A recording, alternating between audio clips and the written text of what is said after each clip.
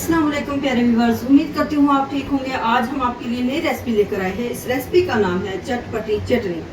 चटपटी चटनी के लिए हमने 1 अदद टमाटर लिया और हमने 7 से 8 जवे वाली हमने लहसुन लिया और हमने 4 अदद तीखी तेज वाली मिर्चें ली हैं। अब हमने इसको चूल्हे के ऊपर रखना है इसको सॉफ्ट करने के लिए। सॉफ्ट होने के बाद हमने इसका छिलका उतारना। टमाटर, लहसुन और मिर्च को हमने अच्छे से चूल्हे पे सॉफ्ट कर लिया है। अब हम कांटे की मदद से इसका छिलका टमाटर का अलग करते हैं।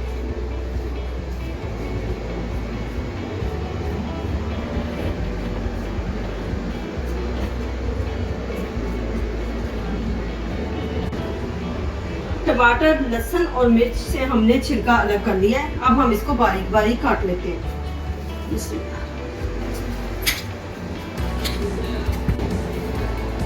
लहसुन, मिर्च और टमाटर को हमने बारीक बारीक काट लिया है। अब हम इसको ग्राइंड करते हैं।